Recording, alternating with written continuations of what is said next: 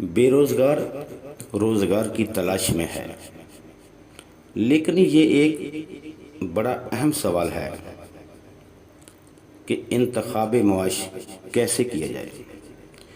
اس لا علمی کی وجہ سے بہت سے لوگ بھٹکتے رہ جاتے ہیں۔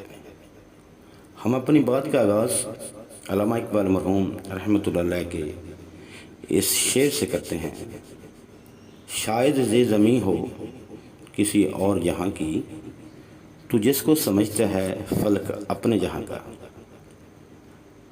ڈاکٹر صاحب نے چاند کے سفر کے موقع پر یہ شعر کہا تھا۔ سوال یہ پیدا ہوتا ہے کہ دنیا کی قوموں نے حیران کن ترقی کیسے حاصل کی۔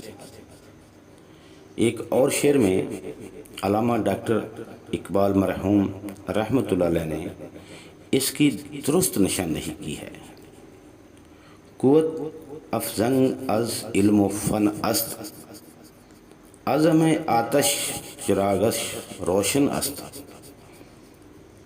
شعر کے الفاظ پر اگر غور کیا جائے تو صرف لفظ علم کا ہی استعمال نہیں کیا گیا، بلکہ علم و فن کہا گیا ہے۔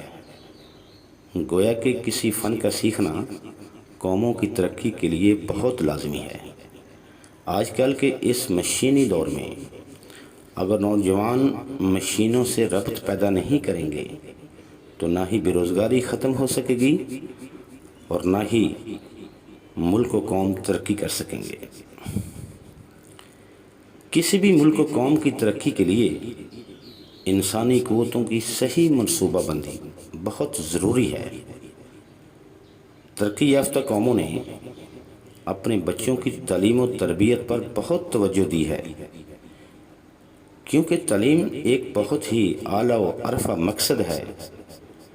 جن قوموں نے اپنی نوجوان نسل کو تعلیم و ہنر سے آراستہ کیا، کامیابی ان کا مقدر بن گئی۔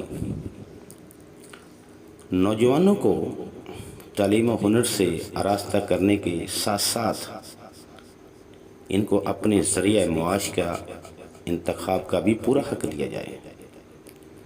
ان کو گھیر کر کسی کام پر نہیں لگانا چاہیے۔ پیشے کا انتخاب نہایت ہی اہم ہوتا ہے، جس کا اثر پوری زندگی پر پڑتا ہے۔ اس لیے پیشے کے اعتبار سے طلباء کے طبعی رجحانات کو مد نظر رکھا جائے۔ اس کے متعلق غلط فیصلے سے انسانی قوتوں کے ضیاع، محرومیوں اور ناکامیوں کا سامنا کرنا پڑتا ہے۔